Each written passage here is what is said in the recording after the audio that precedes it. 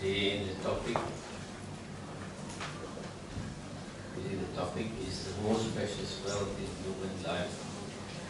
Yeah. Most precious wealth in human life. Wealth can be said basically to be of two types: material wealth and spiritual wealth. Material wealth can only benefit us this lifetime. Yeah. Even if you are the richest man in the world, when you die, you cannot even bring 1 cent with you across to the other life. But spiritual wealth benefits you this life as well as future lives. Yeah. If you have spiritual wealth, if you're a happy person this life, and in all the future lives also, you will be happy, free from suffering, if you still possess that spiritual wealth. So where does spiritual wealth come from? Spiritual wealth comes from spiritual knowledge. Spiritual knowledge. And where does spiritual knowledge come from? It comes from knowledge of the true Dhamma. There's a lot of false Dhammas in the world. The true Dhamma is the one that is important. What is the true Dhamma? True Dhamma is about reality, it's about truth, reality of the world. What the world really is like, what reality really is like. We have a lot of false Dhamma promising you this and promising you that.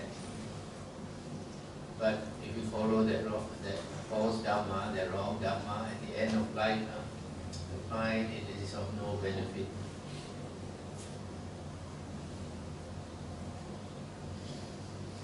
Several years ago, I went to Telok Intan to give a Dhamma talk. And the members there told me one of the old lady members had just passed away.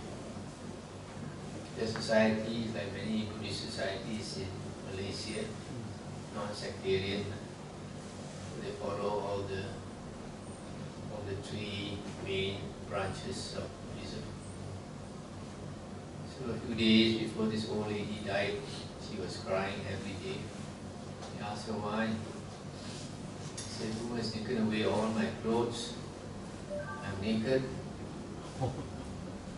She saw herself naked.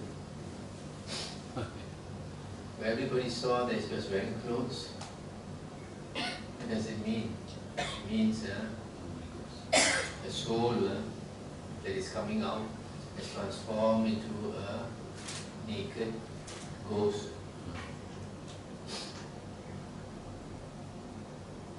So after that she died. Nobody could help her. Nobody could put clothes on the naked body that she saw.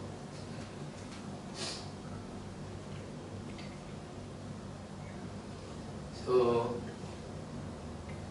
when I went there, she had already passed away, and they told me, how come she had been chanting Amitabha Buddha for 30 over years.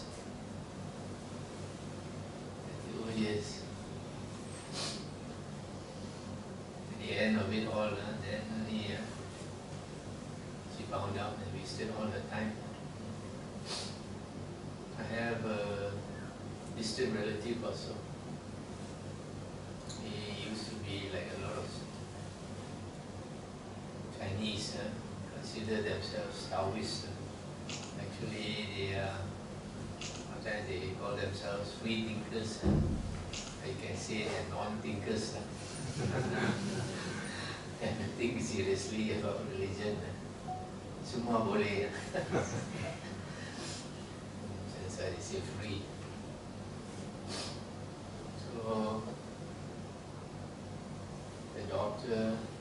converted her to another religion. Very happy. For 10 years he was very happy. Doing a lot of good works and all that. Doing a lot of charity. After 10 years he had cancer. And as he was dying, every day he would see ghosts. Every day he would see ghosts. Frightened. He asked the doctor why. Because their religion is off the bed.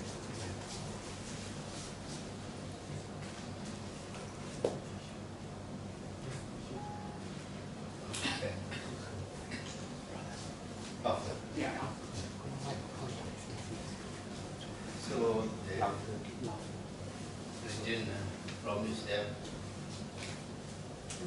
that they will see heaven as they die. But you will see ghosts day after day, night after night. So they could not explain to him why. And just before he died, he shouted, "Don't believe anymore." So you see, at the end only, you find out it's too late. Buddha said, why is a person born stupid? Why is another person born intelligent? A person who is born intelligent is one who investigates. What he doesn't know, he takes the trouble to find out.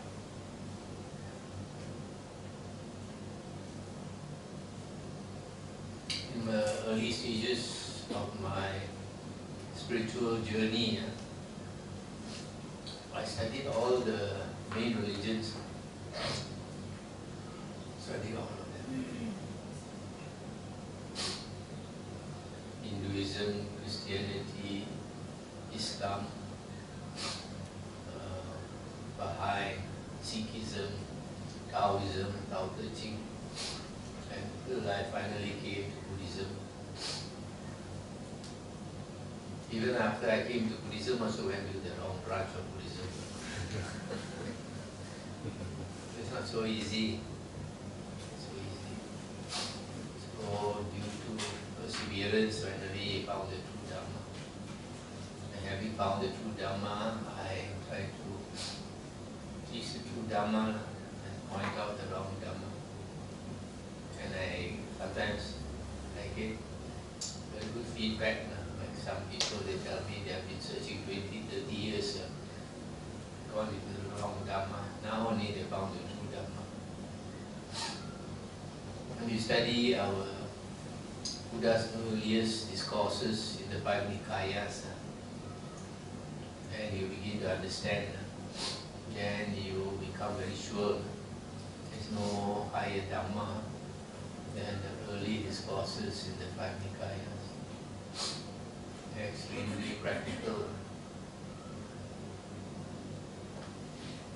Only pakai, not like some Dhamma, like Maya Dhamma, very, always very airy-fairy and very high. You see, Chinese, you see.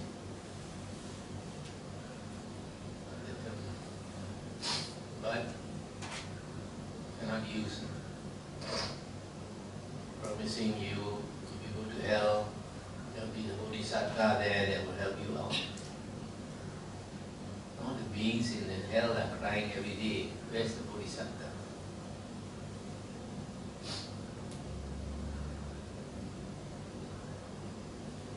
So, it's very important that you come to the true Dhamma. Only the true Dhamma can benefit you this life and all your future lives. It is said, the greatest gift of all gifts is the gift of Dhamma.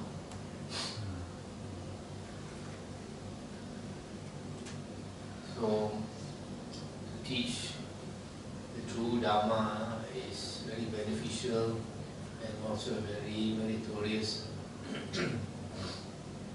So you can also see the greatest wealth is the acquisition of the Dhamma. If you possess the Dhamma in you, you are really wealthy and you will be protected by the Dhamma wherever you go.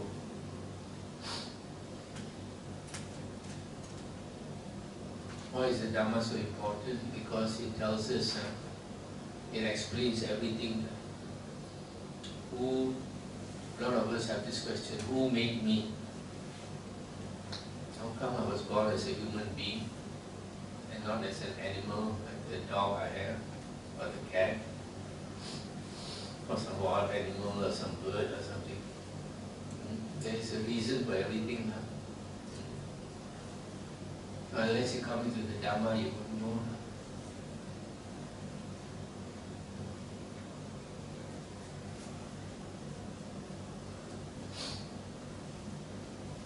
A lot of people, they don't ask a lot of questions that are important. Maybe who made me is not so important, but the knowledge that one day I will die. A lot of people act as though they don't believe that they will die. They plan and plan and plan for eternity. They want to be wealthy for eternity. They want to be happy for eternity. Last time when we are young, we are fool. We read the comics, we read the storybooks, and they live happily ever after. And you really believe it. Yeah? And as you grow older, we see, grandmother passed away, father passed away, uncle passed away, auntie passed away. Slowly, slowly, you realize that. When I was young, I had 2 dogs, quite attached to us. Especially one. So I was about 12 years old when that dog died. The dog died, he was crying, tears came down. And my sister, who was 5 years older than me, now also a bhikkhuni, she was stroking the dog and she was crying. And I didn't understand. I didn't understand. What is that? I was puzzled. Why is the dog crying? Why is my sister crying? So when we are young, a lot of things we don't understand. When we grow older, we see and hear for ourselves, or we experience, or we hear of other people's experience. The older we grow, the more we hear of these real life stories. And slowly we understand. So, as we understand life, it's very useful, and we become prepared for it. You know that on the average, a person at the age of 70 something passes away, and then you think, how many years I have left? Now I'm 50 years old, I have 25 years left. 25 years, not very long, One Chinese New Year coming very soon. Then you have 24 years. Then another one passed by, 53 years, 52 years. Very soon, all used up already. So, in the latter part of life, the question arises, where am I going after I die? When we are young, we think, where did I come from? When you are old, that is not important. Where I am going is important. and it can be a frightening thought. If you know that there are ghost realms, animal realms, you can be reborn into an hell. So we have to be prepared. That's why the Dhamma is so important. The Dhamma gives us all the weapons to go into battle. So that we are prepared. What is the Dhamma? How does the Dhamma benefit us? Firstly, the Dhamma tells us there are three characteristics of the world: anicca, dukkha, anatta. Yeah.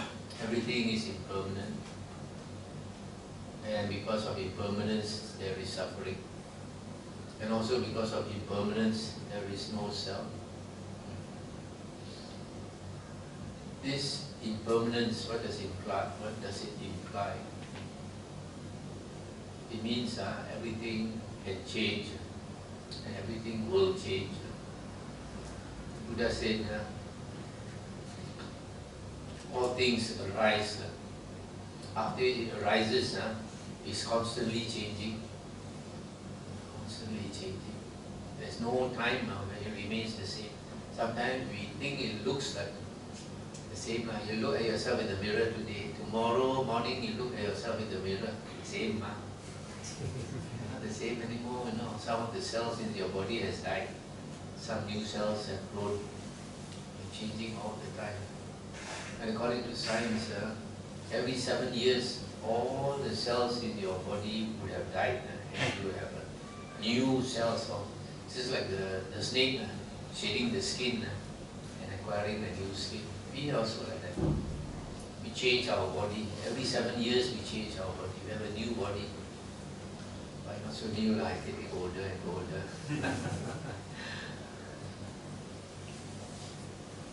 So, Ajahn Chah used to say, "My nan on." My is old, nan on is sure, not for sure. Nothing is for sure. Nothing is for sure. I remember Ajahn Wei Guang, in his Mandarin talks, he gave a story. There was this farmer in the countryside, old China. He had a few horses. One day, one of the horses came out of the enclosure and ran away, got lost. So when the neighbors heard about it, the neighbors said, what a misfortune, what a misfortune. Because horses are expensive. And he said, not for sure, not for sure. And they thought, this stupid old man lost such a valuable horse, and he said, no, not for sure, it's a misfortune. A few days later, the horse came back with a lot of other horses. Maybe there was a male horse and a lot of female horses followed. So he untung a lot of new horses. So when the neighbors heard about it, they said, wow, you're so lucky. We thought you had a misfortune. Now you have so many horses. And he said, for sure. And they thought, I know a fellow is this. So, because he got new horses, he had to train them. No? So, the son trained the horses. No? Had to tame the horses, ride on the horses. No? But new horses, they are very not easy to tame. No? So the horse threw the son, and the son broke the leg. Then when the neighbors heard, the neighbors said, another misfortune. Again he said, not for sure. So neighbors were puzzled out, I'm not for sure. Then a few weeks later, war broke out. And the king's soldiers came looking for young men to recruit to fight in the war. So they came to the village and took the young men, all the young men took, but the son broke the leg with the one to take. So he was very lucky in that sense. Son didn't have to go and die in the war. So you see, in life, nothing is for sure. Sometimes we think we get a misfortune, and we are very angry, very disappointed. But actually, these misfortunes are teaching us a lesson. Sometimes if somebody is angry with you, and you think it's for no good reason, I've been so good to him, and he's so bad to me. But you really think about it, really examine, there must be a reason for it. Just as he is not perfect, we are also not perfect. Yeah. So he must have seen our fault. We didn't see. We don't like to admit our fault, isn't it? So when people see our fault, they get angry with us. So if you slowly reflect, then you realize you also at fault, not only he at fault. Then you try to change your ways, improve yourself. This is what Xiu Xing is about. Xiu Xing is Xiu Xing way. Yeah? Sao hang Wai. Xiu Xing is Xiu Beng Hui. So this is anicca. Nothing is for sure in this world. And because nothing is for sure in this world, there are things that give us happiness, things that make us miserable, the things that give us good feelings, the things that don't give us good feelings. The things that give us good feelings, we cling to it. For example, your child is young and beautiful, so cute, so attached to your child. Something happens, he gets sick, you also heart sick. I remember when I was small, I used to get sick very often. When I get sick and I can't sleep at night, my mother will carry me on the back until I fall asleep. I can't sleep, she can't sleep also. So, this attachment. So, because of attachment, we get suffering. And suffering must arise because of anicca. Everything must change.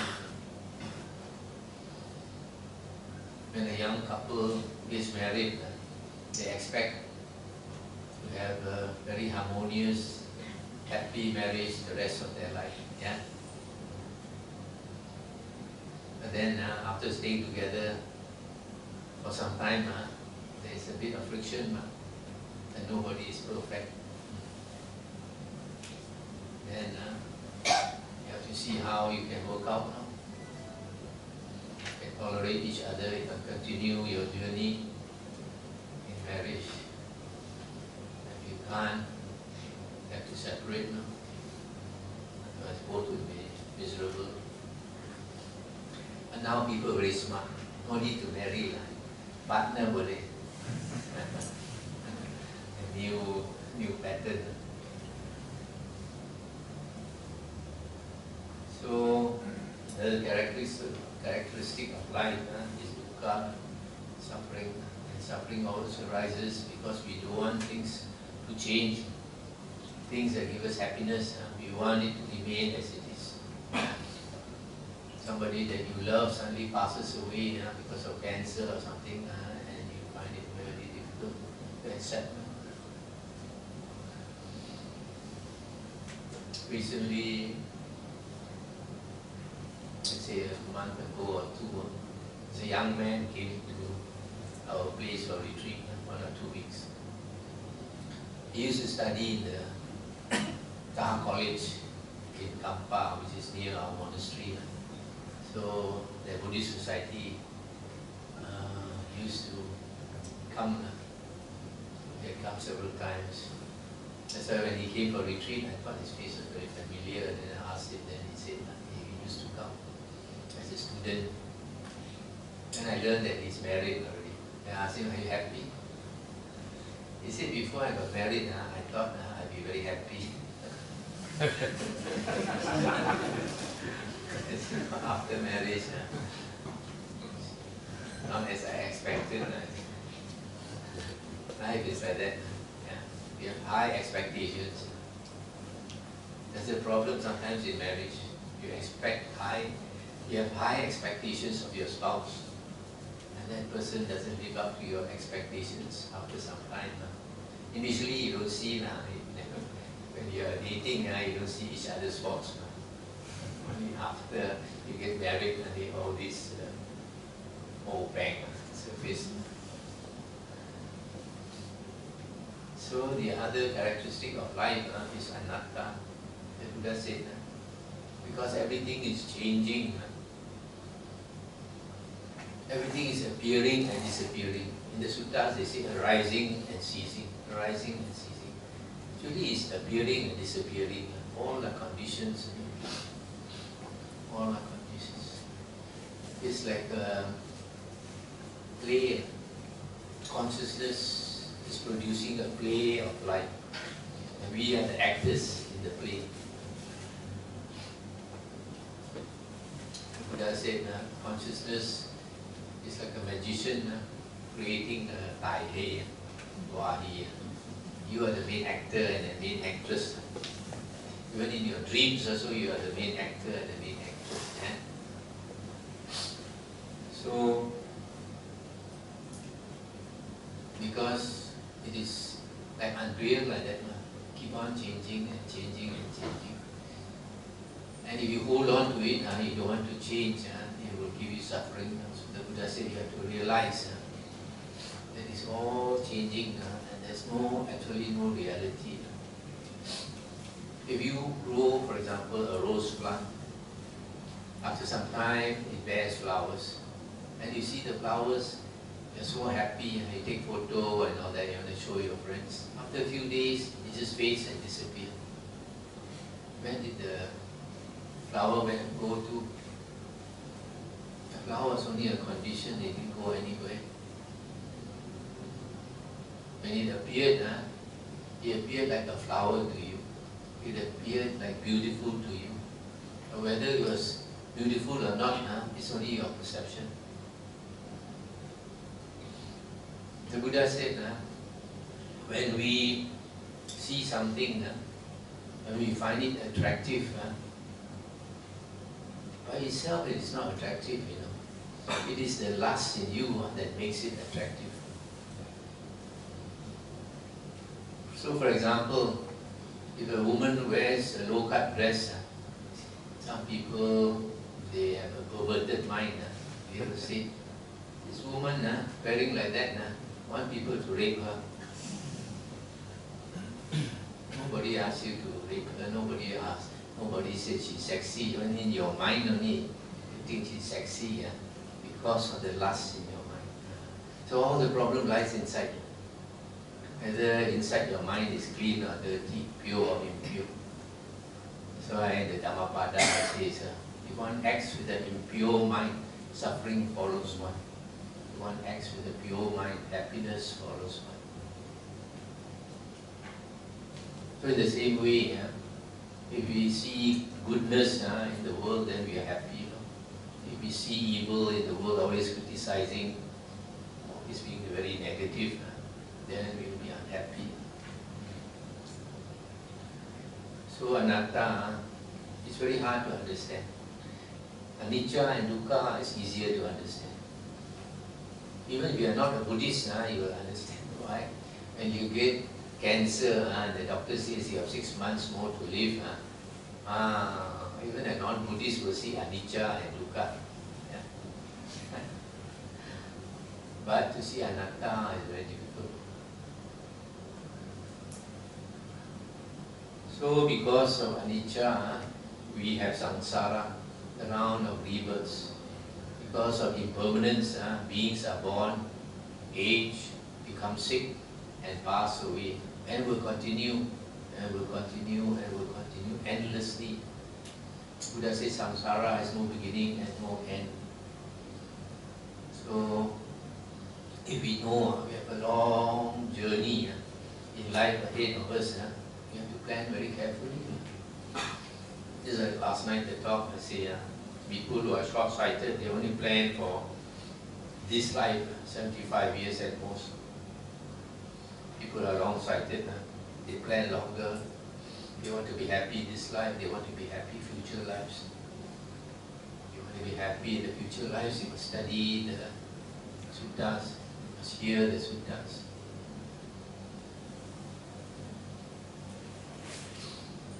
And if you have parents or relatives who might be interested, it's good for you to acquire a video and SD card, give them a present, Dhamma present. The greatest gift of all gifts is the gift of Dhamma. Yeah. Because the Buddha said if you want to be reborn together in a future life, all things must be the same. One is the same faith. So if you want your children to follow you in the next life, teach them the Dhamma, give them the opportunity to learn the Dhamma.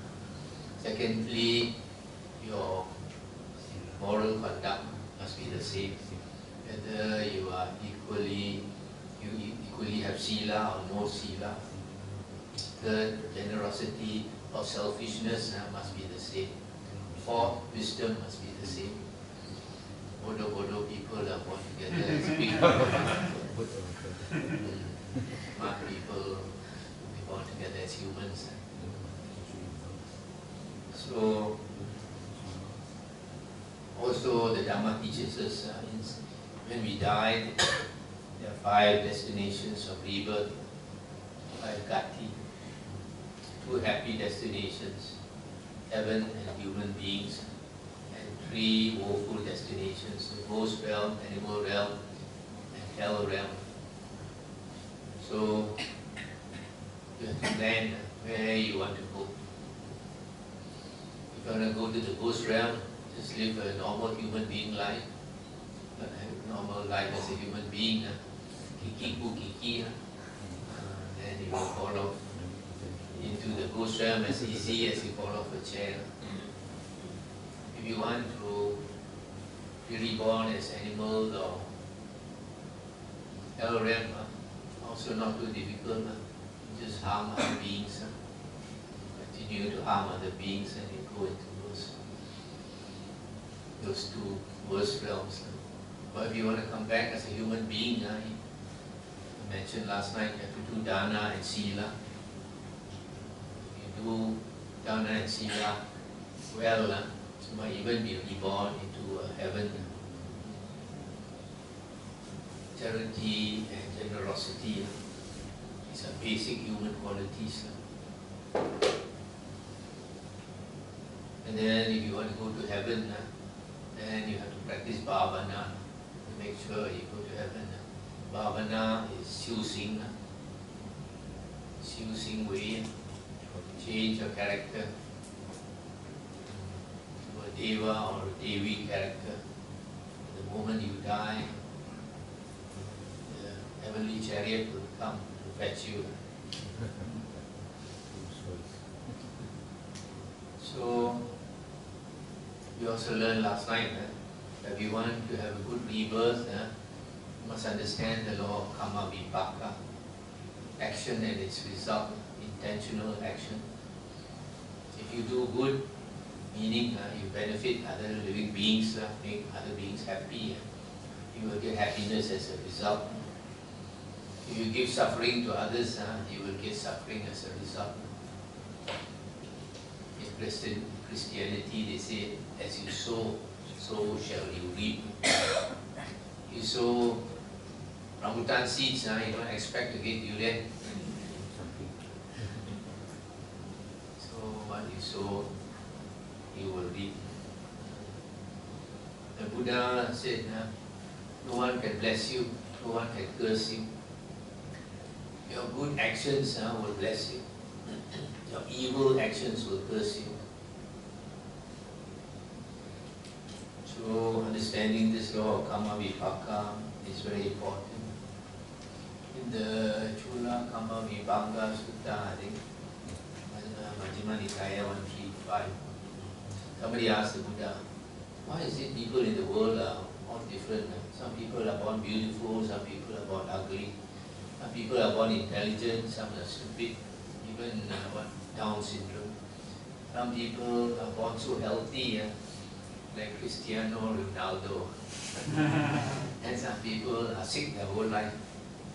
Some people have a long life. Some people, before they reach the age of 10 years old, some children pass away of cancer. Why? The Buddha said because of karma vipaka. If a person has killed in the previous life, then it's likely that he will have short life. You make other beings' life short, you will have short life. What you give, you get back in return. If you don't kill, then you have long life. If you are generous, you help other beings and all that. How can you say ulang yen? People like you. So you are born into a good family, a rich family, cari makan also easy. Maybe you are selfish, then next time you find cari makan susah, you open shop also nobody want to come and be your customer. Some people, you look at their face only, you muka manis, you like. People, you look at their face, you don't like.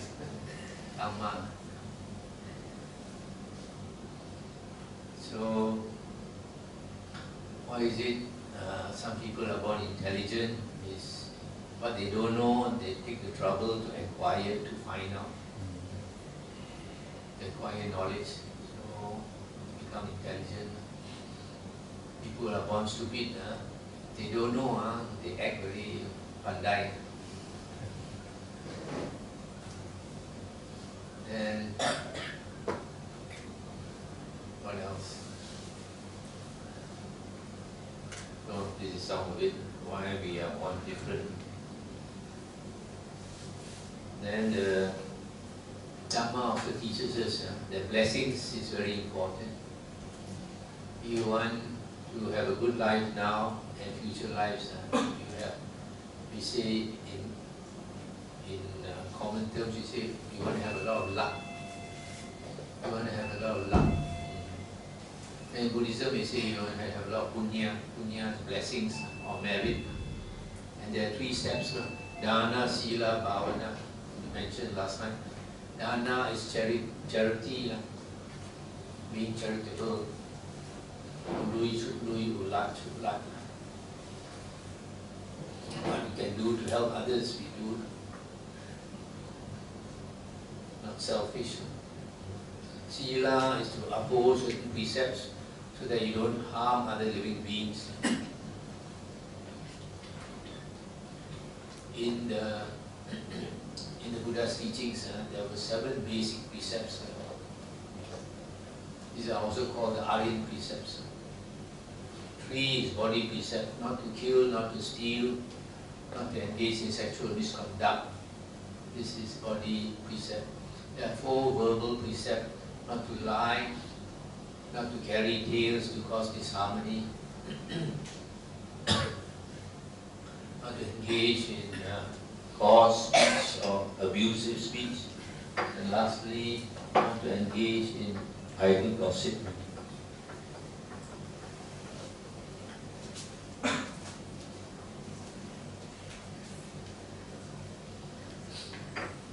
So we need to uphold these 7 precepts as well as we can. We cannot uphold these precepts 100%. But what we can do, we try to do. So that is Sila. So Dana and Sila, if you uphold, you will come back at least as a human being. If you don't take care of Dana and Sila, you will be born in the ghost, in the woeful plains. Dana, if you uphold, at least you won't be reborn in the ghost realm. But if you don't uphold Sila, that means you don't uphold precepts, that means you harm others. Then you'll be reborn in the two worst realms. That is the animal realm and the hell realm. So sila is even more important than dana, in the sense that you don't break. But the most basic is dana. The easiest to do is dana, charity. The third one, bhavana, is the hardest to do. The bhavana gives you spiritual blessings. Bhavana is development of your character and development of your mind. Development of your character, you must practice the 6th and the 7th factor of the Aryan Eightfold Path. Right effort and right mindfulness. Right effort is to get rid of unwholesome states of mind and to develop wholesome states of mind. Unwholesome states of mind is like greed, selfishness, anger, laziness, disturbed mind, scattered mind, restless mind, arrogance, proud, looking down on others, etc. And wholesome qualities we have to develop is generosity and humility, meekness, generosity, a sense of shame,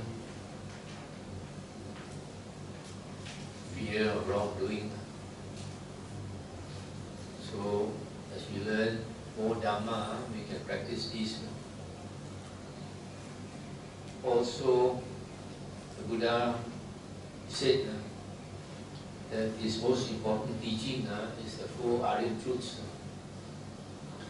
The 4 Aryan Truths is the truth of suffering, the cause of suffering, the cessation of suffering, and the path leading to the cessation of suffering.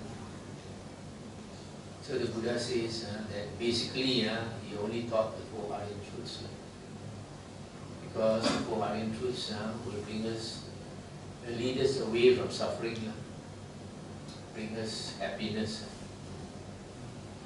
So all the Buddha's teachings, the Buddha said, are inside, encompassed by the 4 Aryan Truths. So suffering, the Buddha says, basically life is suffering. You can also say unsatisfactory. Sometimes some beings are born like in the heavens, they don't see suffering for a long time. For example, if their life is 100 million years, for 100 million years they are enjoying life, flying here, flying there, indulging in sensual pleasures, etc. But at the end of their life, suddenly they know they are going to die, because when they are about to die, the body brightness fades, and then the heavenly dress that they use start to smell. The flowers also fade in the dress, and then they become excited. Normally they are very calm, very happy. They become excited, fearful, and they know they're going to die. At that time, they have intense suffering. After 100 million years of happiness, suddenly they have intense suffering. Why? Because they have to go down, having used up their blessings. And some of them can go straight to hell. In the suttas, Sakadevaraja, he has many wives, and one of his wives is Suja, the daughter of an Asura king. So he one day was talking to this Asura king.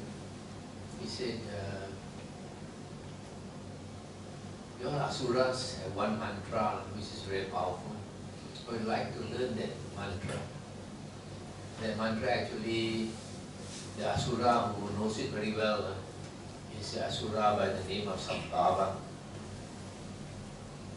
So the Asura king told him, you wait, we want to hold a meeting and see whether we are willing to teach you that mantra or not. It's their secret. So after several days, Asura king came to tell Sakadeva Raja, he said, you better don't learn that mantra. That Sambhava just passed away and he has gone down to hell. See, these mantras nowadays, a lot of humans, they like to dabble in these mantras. It's very popular in Tibetan Buddhism, very popular in Hinduism, but it's no good. I used to chant these mantras when I was a Mahayanist. When I chant these mantras, I found that certain spirits come. And certain spirits, they seem to be like the slave of the mantra. When you chant, they have to come. And it seems, if you continue chanting, they have a headache. So whatever you want them to do, they will do for you. If you want them to fight with another ghost or something, they will go and fight with another ghost. So it's not a compassionate thing to use. You're forcing them to do something for you. That's what they say that Tapi Cho is a compassionate mantra and all that will help you and all that. It can help you, but not good using this. So you see this Sambhava, the Asura, has been using this for some time. When he died, he had to pay for it in hell. So it's the same with people who keep these spirits. They control these spirits using the mantra. But then when they die, they have to join the ghost, the fierce ghost, reborn. It's a fierce ghost. So, coming back to the ORN truths, because of impermanence, there is suffering in the world. It's the nature of beings to procreate children. Even you see the National Geographic animals, when they give birth to their young, they're very protective. Very protective. Sometimes they even risk their own life to protect their young. Why? Because of love, because of attachment. Something that gives you happiness, gives you good feelings, and you want to hold on to it. But because of impermanence, everything must change, and we suffer. That's the first characteristic of life, suffering that arises because of anicca, impermanence. Then the cause of suffering is craving. Craving gives rise to attachment. Suppose you give a young kid who had never tasted ice cream or chocolate, you give him ice cream or chocolate, he eats and he finds it so delicious.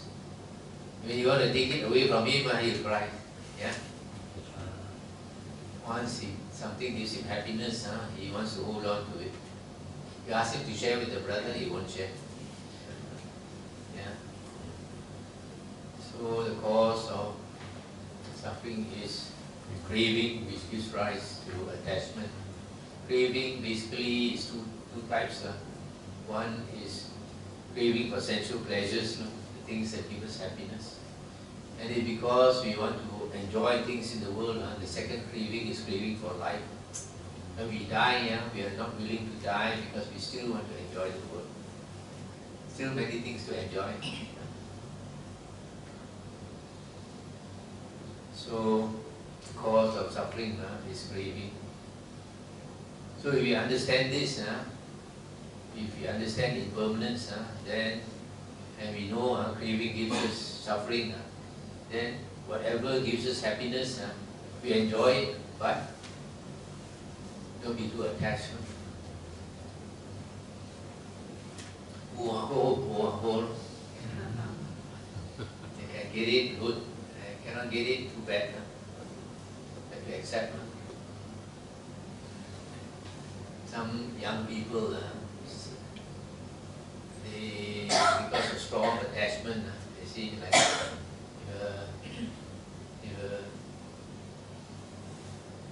if girl, the boyfriend breaks up the relationship, she can't take it, she commits suicide. She don't look further, there's so many boys maybe interested in her, she just give herself time, It's being short-sighted. They also sometimes, the girlfriend ran away, the boy jumped from the building. Many years ago, I read the papers, a young man in Singapore, many years ago, he jumped from the HDB flat. As soon as he jumped, he shouted, "I want to live." A lot of people, when we are suffering, we think we want to die. Actually, you don't want to die, you want to kill your suffering, you want to kill yourself. It's a misperception. I know somebody also, because of depression, tried to take sleeping pills and all that, it wasn't successful. Poison and all that.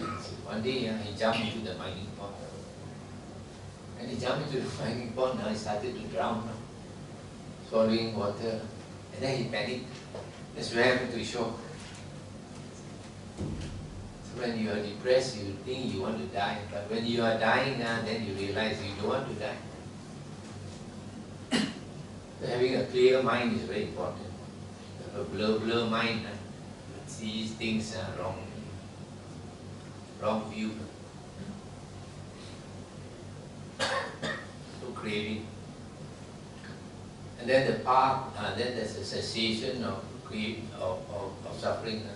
There is a state called Nibbana, where suffering totally ceases.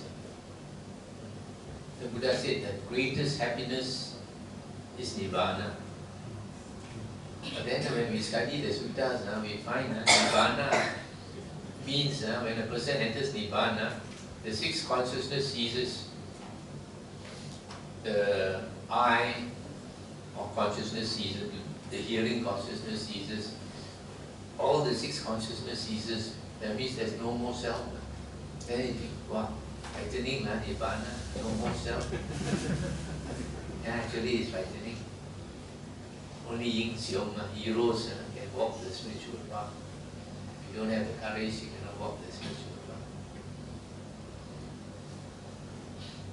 Everybody wants to live, but the Arahant does not want to live. What kind of person is this? Seeing things from a different point of view. So, how to understand Nibbana, Paramam, Sukham? There's no consciousness. That means no feelings.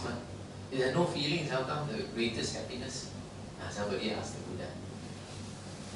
The Buddha didn't explain very much. But I look at it this way. When we go to sleep at night, there are two types of sleep. One is when you dream. When you dream, usually you're very excited. Whether it's a happy dream or it's a frightening dream, you're very excited. And when you get up, you find you didn't have maybe such a good sleep. But there is another type of sleep which is very deep, where you don't dream at all. And that one, when you don't dream at all, it's a very deep sleep, very satisfying sleep.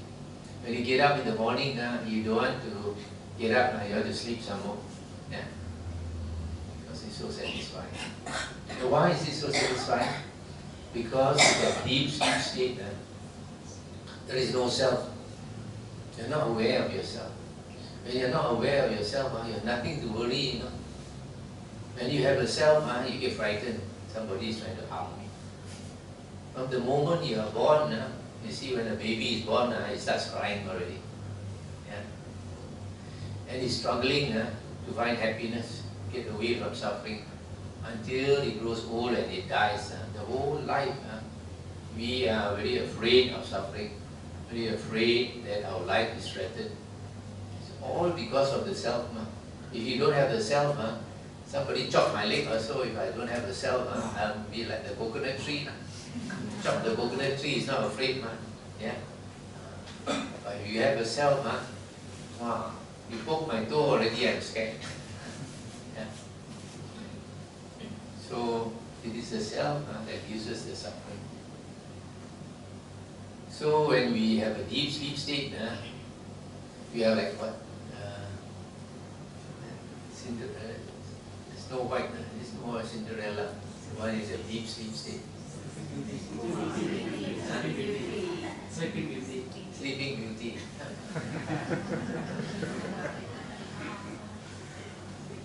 So happy as Sleeping Beauty is sleeping. So Nibbana is like that. Totally no self. That's why Nibbana is the greatest bliss. And then the path to Nibbana is called the Aryan Eightfold Path. The Aryan Eightfold Path is also basically Sila, Samadhi, Panya, moral conduct, concentration, and wisdom. You have to cultivate 8 factors. So if we practice this Aryan Eightfold Path, the first factor, the easiest to attain, and the first that we must attain is right view.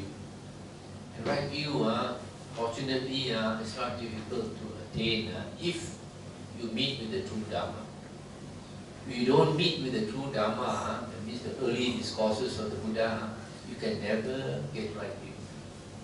Before the Buddha was enlightened in India, you had a lot of yogis struggle very hard to meditate. And these yogis, they are so sincere, they are willing to suffer. They go around naked. There were 3 sects that were going around naked. And when you go around naked in India, when it's hot, it's extremely hot. When it's cold, the wind blows from the Himalaya mountains, you'll be shivering like the Buddha. He said there was a time when he went naked, and it was so cold during the winter, his teeth would go chakra. And yet he withstood. But of course, at that time he was young, boleh tahan. So they are so sincere, and some of them they meditated until some of them even had psychic powers. And yet you could not find an Arya. Could not find an Arya because they had no knowledge of the Aryan Eightfold Path. They had no access to the true Dhamma of the Sammasambuddha. So we are extremely lucky, we don't have to go naked, we have the Sammasambuddha's teaching in front of us. We don't have to do like them, some of them, they put up their hand, never let it go down, whole day, whole night, 1 week, 1 month, 1 year, 10 years, they hold like that until it cannot come down. It's constant pain, constant pain. Some of them, they refuse to lie down. Either they stand or they squat. All this unnecessary suffering. But for us, we just have to listen. We just have to invest 30 ringgit in the radio, and you get 45 years of the Buddha's teachings, Buddha's sweat for 30 ringgit only. What a bargain. So if you just take the trouble to listen to those sutta talks again and again, it's not difficult for you to get right view. Because if you have the wisdom to be interested in the Dhamma, you are already qualified. A lot of people have no interest in the Dhamma. You don't have the good karma. Even you try to teach them the Dhamma or make them listen, they refuse. You cannot go in. So that's how much the Dhamma can benefit us. Once you get right view, you have become an Arya. And once you become an Arya, you will never be reborn as a ghost or an animal or go to hell. You will only come back as a human being and as a heavenly being. And every time you come back now, you have a lot of blessings. A lot of blessings. You have a very good life. Nothing better than to attain street entry. That's why the Buddha didn't go around teaching meditation. Buddha wanted people to get right view. He only preached 45 years, he kept on preaching. So that people get right view. Once you have attained right view, you have entered the path already. You never go on Hostan gear. Because you have an autopilot inside.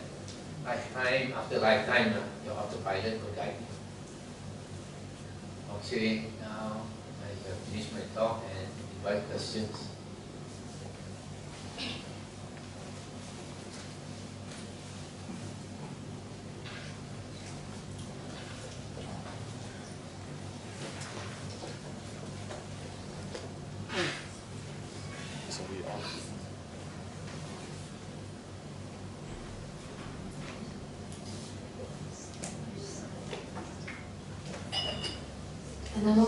Bhante, I want to ask a question. Let's say our parents, they are very old age already, but they have never had the chance to come across the right teaching of the Dhamma. So as children, what can we do or assist them, in their older age, especially when if they are going to pass away? I think I mentioned just now, yesterday, to repay our parents' kindness. There are 4 ways to repay our parents' kindness. One, they don't have faith in the Buddha, Dhamma and Sangha. We bring them to have faith in the Buddha, Dhamma and Sangha, if possible. Secondly, if they are selfish, we teach them to be generous. Teach them to do charity, either to the Sangha or the old folks' home or orphanage or wherever, Sochi or whatever. Thirdly, if they don't have sila, they don't know how to keep precepts, you teach them to keep precepts, not to kill, not to steal, etc. And then fourthly, if they don't have wisdom, teach them to have wisdom by teaching them, asking them to listen to the Sutta talks. The SD cards we have brought are 3 languages. One is English, one is Hokkien. These 2 were all spoken by me. The third one is Mandarin. I don't speak Mandarin. In Penang they say I'm Osai. So the Mandarin talks are mainly by Ajahn Kui Guang and some other monks. So if they can listen to any one of these 3 languages, you get this for them. And then if they are not willing to listen to the Dhamma, when you go to do charity, whether to the temple or to the orphanage or to old folks' home, bring them along so that they take part in the charity and at least will give them some happiness. And then if you can, teach them a little bit of Dhamma, and if they don't want to listen to the Dhamma talks, whatever you know, try to teach them a bit. Bhante, I have another question.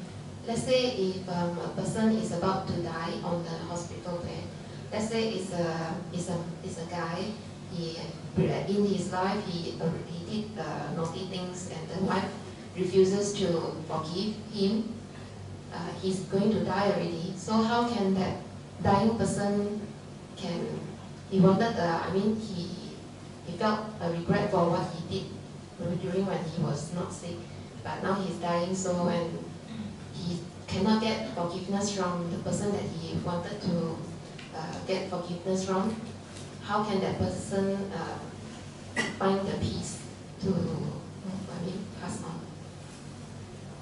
Sometimes these people come to the end of life, it's very difficult to help.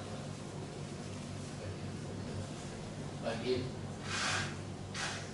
somebody can speak to the wife or whoever he wants to forgive him, ask the wife or whoever to come and at least see him now. If the wife doesn't want to see him? Speak to the wife now. Thank you, Bhante. If he can listen to the Dhamma, even better. Thank you, Bhante.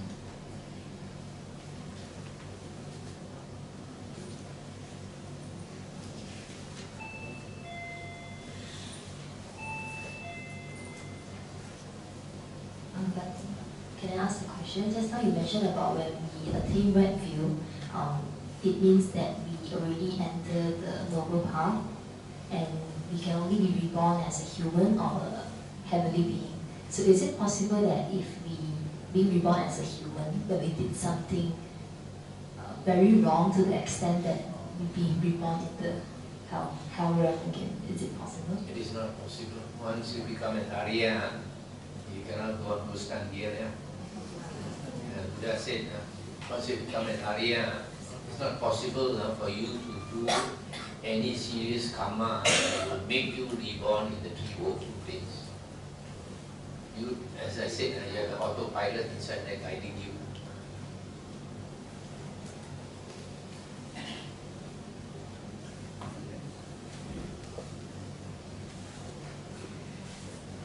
I think this morning, Bhante talked about this Chula Vimanga Sutta. So those people who ask more questions will become intelligent in this life and the future life. So I hope more people will ask questions today, so that I don't want to be the only intelligent people here. I want everybody to be intelligent too. So Bhante, I also have a feeling that in the morning, at night when you sleep, like you're already dead already, and then when you wake up, depend on your feelings in the morning. Let's say you're feeling like you're very happy, you're in the heavenly realm. You just normally neutral, probably in the human realm. And then you will feel sad, probably you are in the honey ghost realm. Is this correct? You can say that because we have been in all these realms many times. It's not so far from our memory.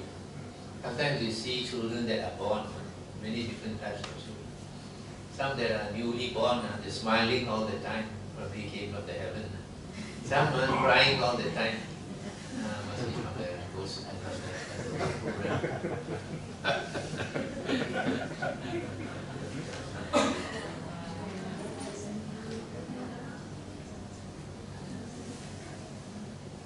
Some more intelligent people.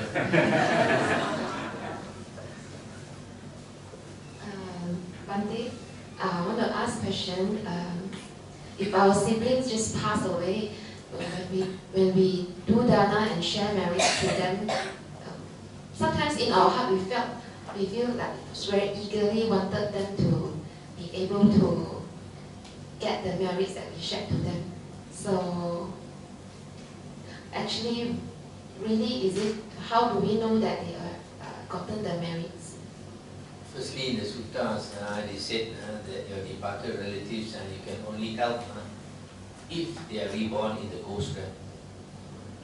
If they are not, if you don't know, it shows you haven't been listening to this.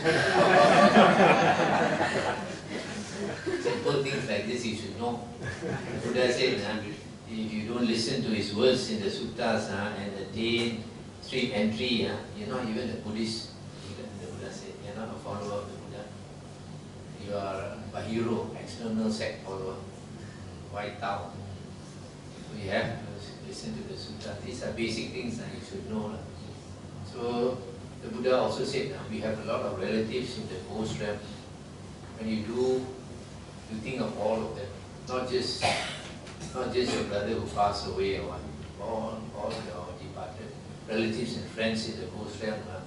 They are waiting, and if they waiting for you, they will be around you, near you, and they will know and they will get.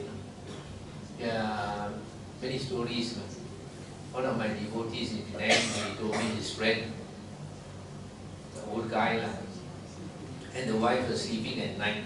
Around midnight, they heard a lot of noise in the garden. The guy asked the wife to go and see who's making all the noise in the garden. So the wife went to the window to see, nobody. Then went back to sleep. After a while, again a lot of noise. And then the husband said, cannot be nobody, so much noise. And then asked the wife to go and see again. The wife went to see, nobody. Then suddenly the wife remembered CCTV. When you see the CCTV, there's an old lady sitting outside the house. Went to the window, nobody. Went to the CCTV, the old lady is there. Went to the window again, nobody. Scratch her head, quickly went to tell the husband. When the husband also went to see, confirmed. Both of them got frightened and quickly went back to bed. Next morning, they went to consult a medium. Now the medium said, this old lady is your wife's former life Laima, the maid who looked after you when you were a baby in the previous life. Previous life, how to remember? You see, they are still there and they are suffering. Nobody to help them. They are thinking, who can help me? And remember, this baby I used to love when she was young. So we have relatives and friends in the ghost realm. We have forgotten about them. But if they are desperate, they will come to you. So if you think of them and when you do dana, you transfer merit to all of them without mentioning name. Then if they can get it and they're so happy, they'll become your payan, Wijin, or Lu. They'll protect you. Okay.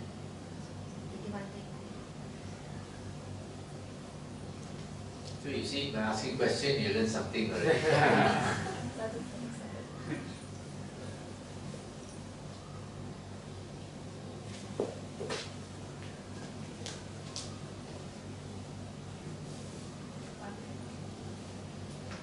Bhante, we know that one of the wrongdoings is we should not get involved in idols gossip. What is the real definition of that? Is it like we shouldn't even talk about others people's business? Because it's actually I think most of us are involved in that. Especially if we go to coffee shop or something like that. So so what should we be aware not to get trouble out of it? Thank you. I think basically you know what it is. But as a lay person, you can't help. You want to be chatty with your friends. But it is more applicable for monks and nuns. Buddha said, if you have nothing about the Dhamma to discuss, then monks and nuns should keep the Aryan silence. For lay people, it's okay, as long as you don't carry tales to make people quarrel.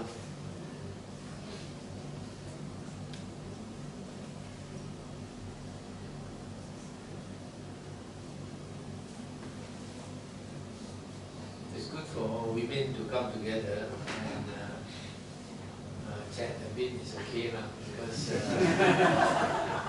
there's some ladies they come to me with depression. The first thing I ask them, do you have friends or not? They don't have friends to chat like this. So everything keep inside.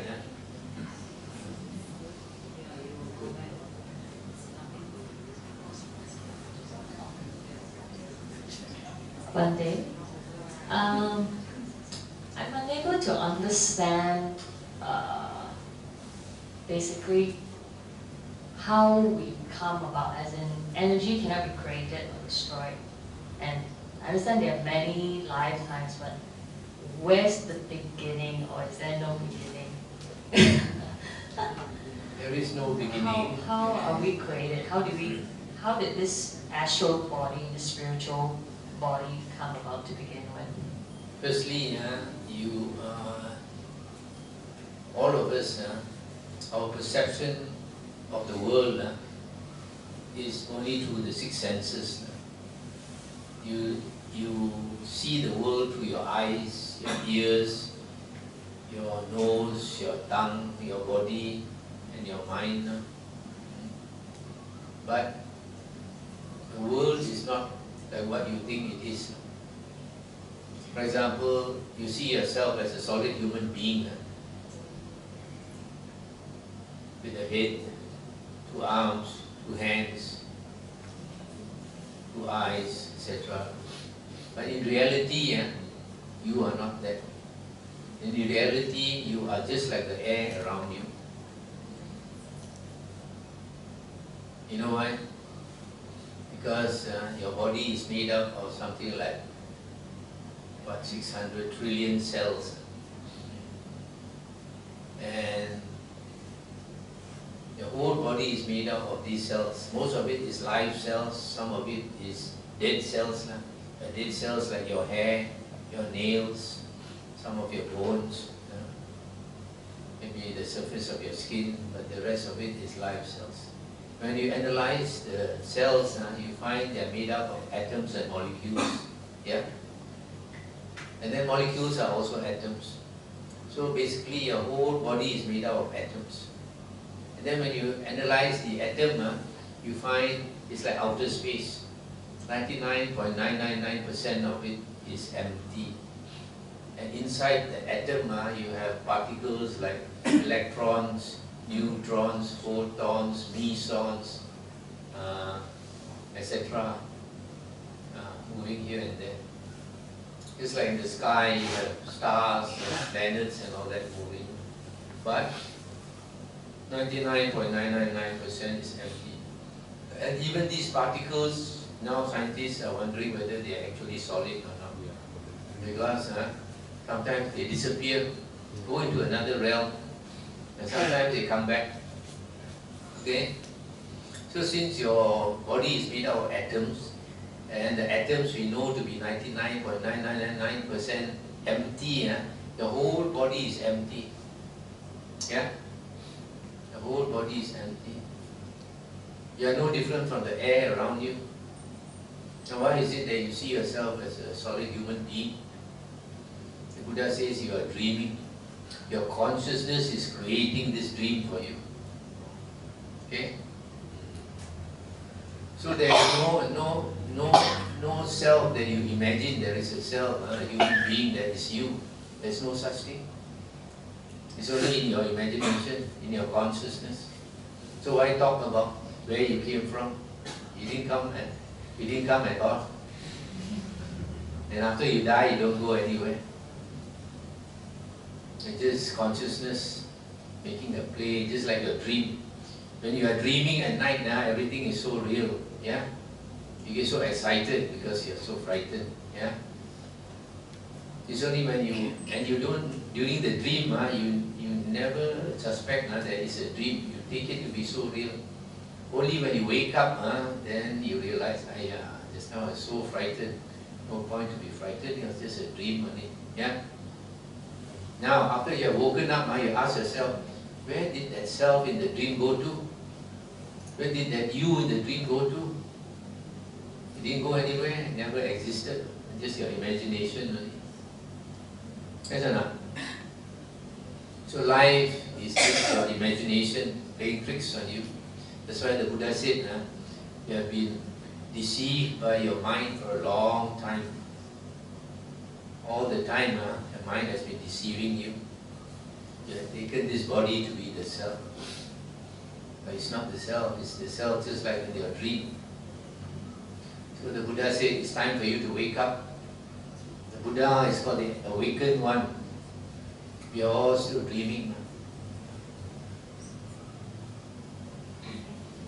So a lot of people don't understand this. They ask questions like this. Who made me?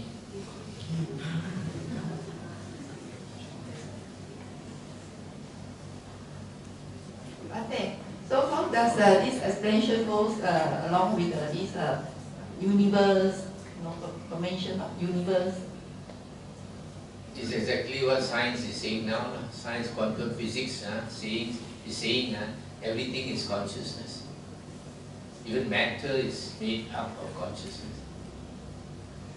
You go into the YouTube, look for consciousness.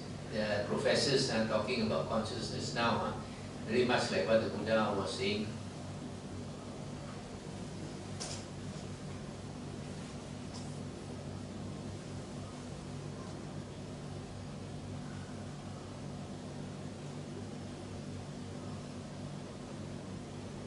Buddha said many things that only now science is beginning to understand. In the beginning of 1 year ago, there was a doctor from Germany. He came. He's a psychologist.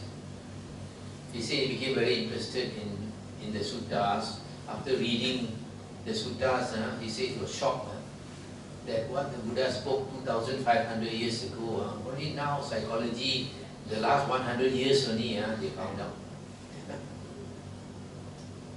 So one of the things the Buddha said is that world systems, just now we were talking about world systems. World systems, there's a stage when it expands, and there's a stage when it contracts. Meaning, there's a time when the stars go away from each other in the galaxy. The stars are moving away from each other. But the Buddha says, now scientists also verify that the stars are moving away from each other in the universe. But the scientists don't know what is going to happen. But the Buddha says you will move until a certain limit. And after that, you will contract. The world system will contract. The stars will come nearer and nearer and nearer and nearer. Now we have one sun. Sometimes, like these few days, we feel quite hot. After a long time, when the sun, when the stars all come together, a second sun will come near us. When the second sun comes near us, human beings will die, animals will die, trees will die. Then after a long time, a third sun will come. Then the rivers will dry up. A fourth sun will come. The ocean will sink to very low. The fifth sun, when seventh sun comes near, you come together and burn. And all the stars will come together and burn, and there will be the end of the world. So even in the Bible, it says, even in Christianity, there were holy men who had psychic powers, who could see. They said in the Bible that the end of the world will be by fire. It's true, but they don't explain where the fire comes from. But the Buddha explained the suns or the stars will come together, and will form what scientists call now the black hole. Black hole is not nothing, it's a huge mass, huge sun. But because it's so huge, the magnetic pull is so strong, anything that flies near gets sucked into it. That's why it's called the black hole. It's sucked into it. And the other reason why it's called the black hole is because the magnetic pull is so strong that the light it emits, light consists of photons, light cells. As soon as they go out, they are pulled back. They go out, they are pulled back. So the light cannot go far. That's why you don't see it. It's called the dark hole. Then after a long time, it will explode. The Big Bang explode and throw out all the stars again. All the stars again. So this has been happening for eternity. It's a cycle that continues for eternity. So that's why the Buddha does not talk about the Creator God, because there's no being that created. If there's a being, then you will always be part of the whole universe. There's no being that is eternal. The Buddha said all beings must be born, age, and die.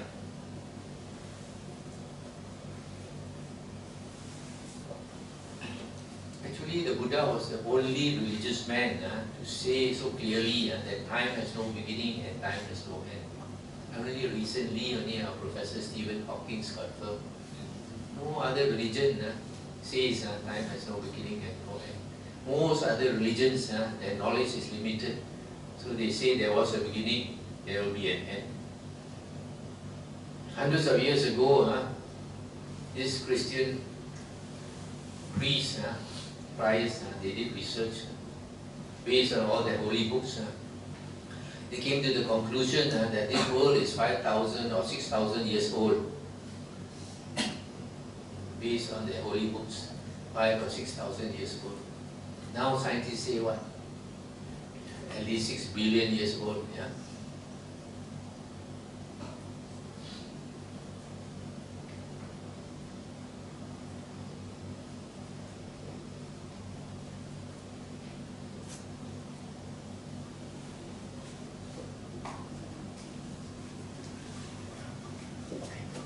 Bhante, I don't really understand the terminology of like Luangpor, Ajahn, Sayadaw, and all this.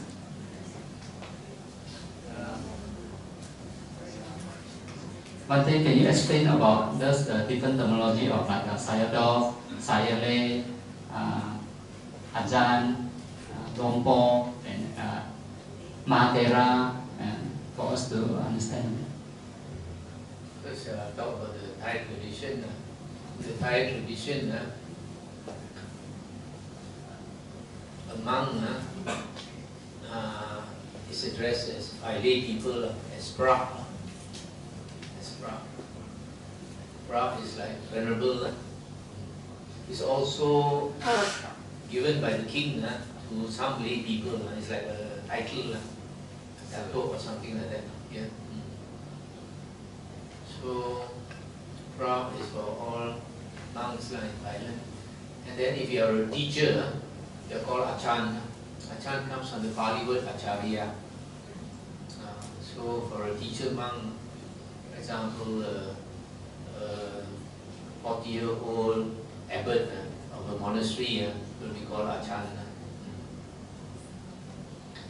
And then this word Achan or Acharya is also used for lay teachers in Thailand. For example, a professor or a lecturer can also be called Achan. Then the word Luangpor is for an old monk. Old monk, at least 50 years old. 50 to, for example, 75. It's called Luangpor. So it's based on age. And that is provided he was single when he ordained as a monk. But he was married and then ordained as a monk, and he is called Long Ta. Luangpor is like seafood, Venerable Father. Long Ta is like Si Kong, Si Pak, Venerable Uncle. Then a monk who is above 75 years old is called Long Pu, Venerable Grandfather, Su Kong.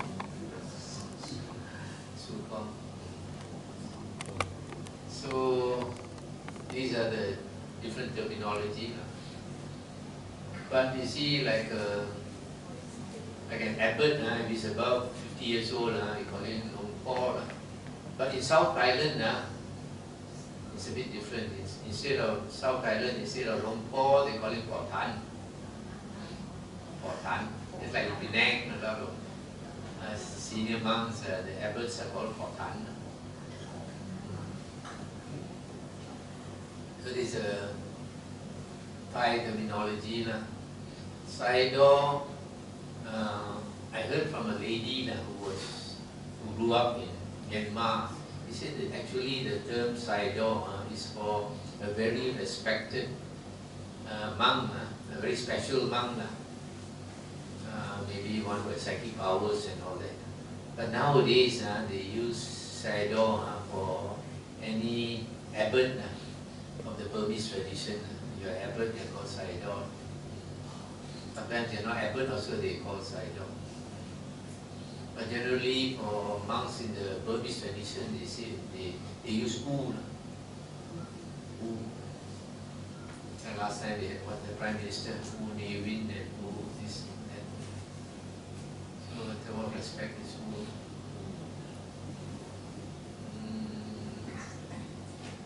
And in the Sri Lankan tradition, monk is called Hamdru. But you see abbot, he's called Nayaka.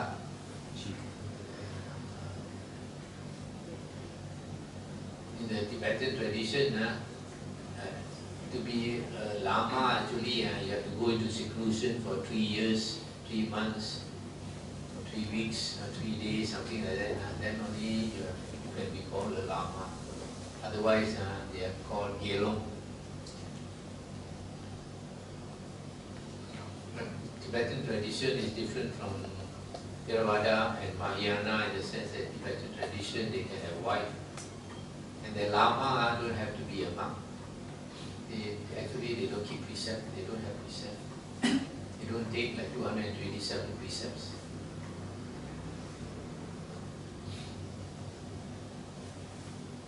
The Thailand, they call it the soft deck or something. Is it the title? Somdet, there are only like 9 Somdet in Thailand.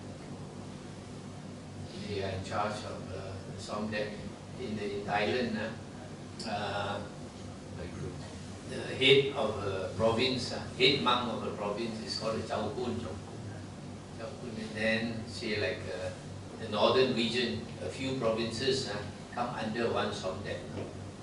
The southern region, a few provinces come another Somdet.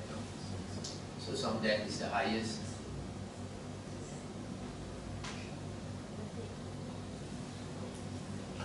Right, Tess. Bhante, just now you mentioned about precept. I have 2 questions about precept. The first one is for a lay person one.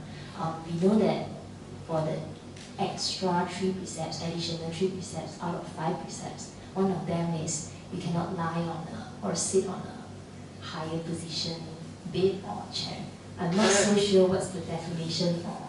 In the Buddha's days, a high and wide bed is considered luxurious.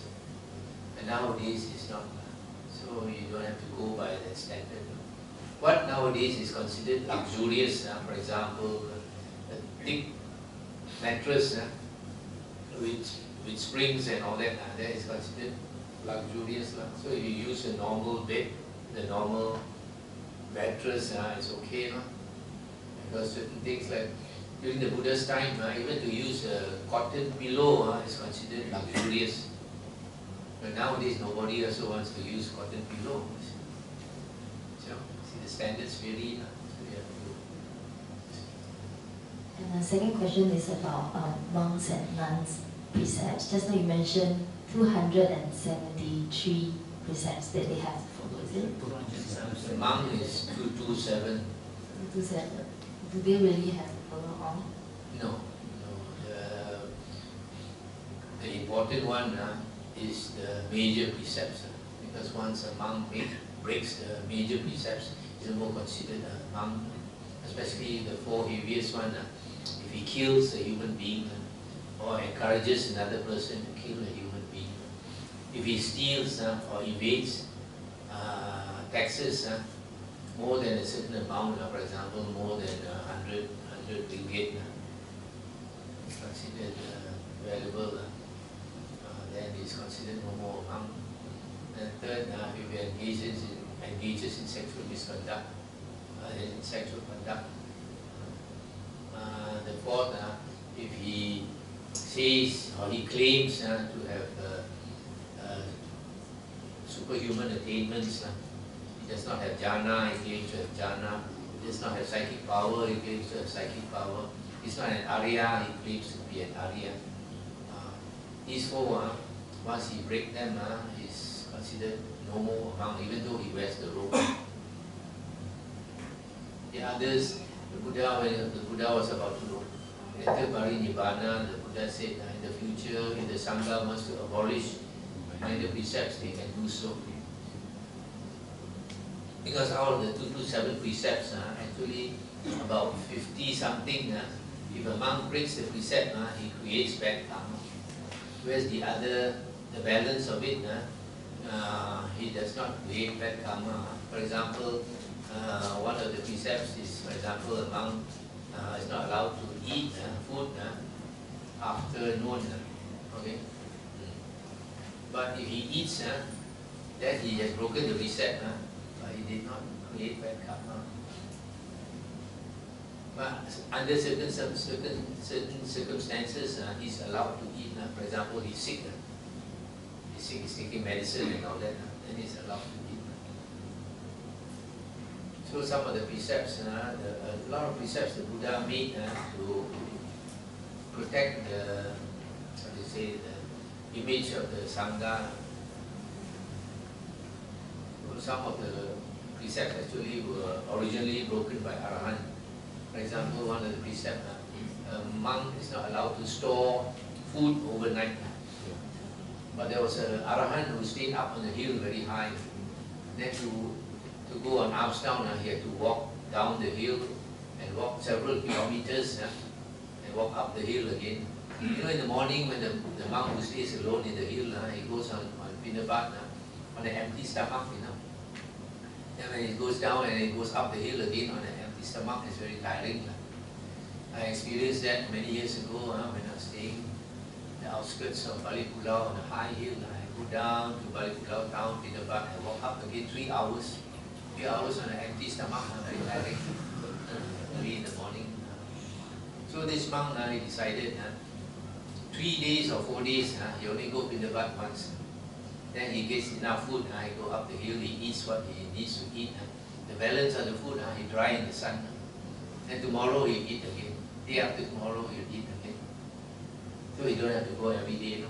Then when they reported this to the Buddha said, no, you go every day. I think the reason is the Buddha thought if he were to keep food like this, then other monks will also keep food. Even though it's not necessary, so they will keep. The Buddha is very far-sighted.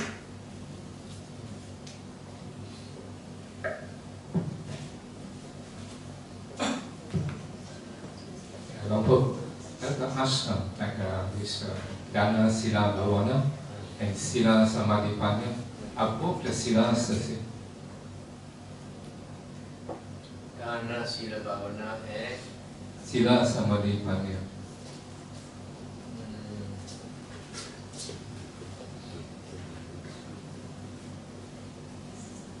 Yeah, basically they're the same.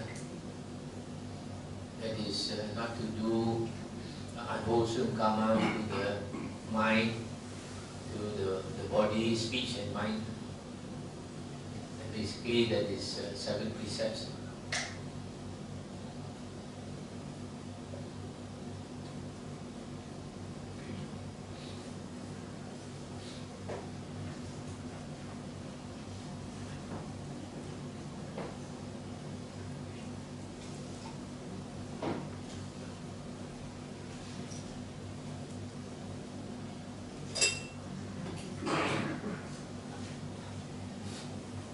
Question?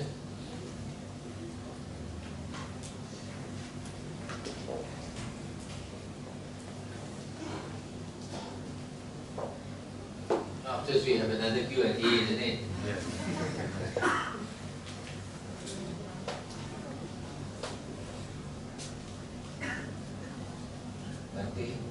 I think there's a part you talk about training the mind and training the character.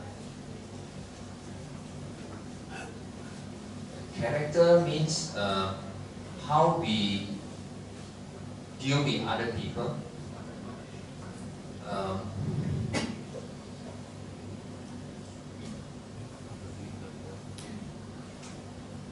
So, like for example, in the school system, I used to work as a teacher. So we talk about character building and this kind of normal human values in the school. So, is it a different thing when you mention character here? Is it especially spiritual characteristic or what here? Can you please talk some more on this? I mentioned that development of character is using 2 factors of the Aryan Eightfold Path, namely the 6th and the 7th factor. The 6th factor is right effort. Right effort is the effort to get rid of unwholesome states and to develop wholesome states. And I mentioned unwholesome states are like greed, selfishness, anger, laziness, arrogance, looking down on other people, etc. And then wholesome qualities are like generosity, humility, a calm mind, a happy mind, diligent character, not lazy, etc. Loving kindness, compassionate, all these wholesome qualities. So, to practice this right effort, you have to use together with right mindfulness. You have to be mindful of your body, your feelings, your mind, and Dhamma. So you are, when we say development of character, that means we are changing our character from a bad person to a good person, and that should be the same in the education system. Nothing to do with religion. So you change the Gaujing to a Deva or a Devi.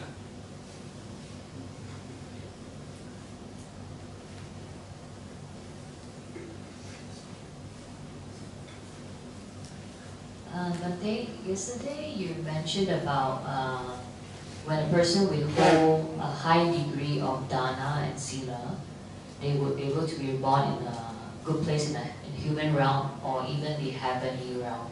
What would be considered a high degree of dana? Chow Yun Fat.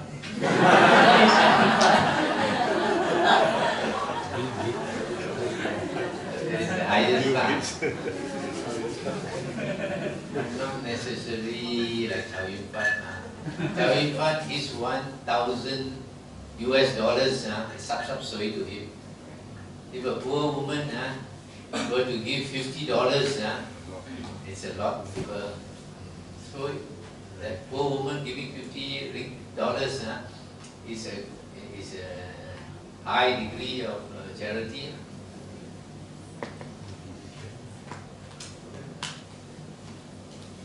And what are your thoughts on donating our organs when we pass away? Is that encouraged and a form of dana as well? That you have to decide yourself.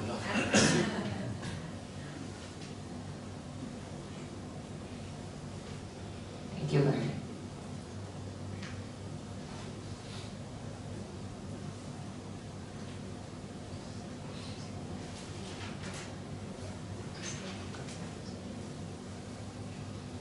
Okay, we end here and continue after lunch. Now we invite the Devas and Devis to rejoice with us.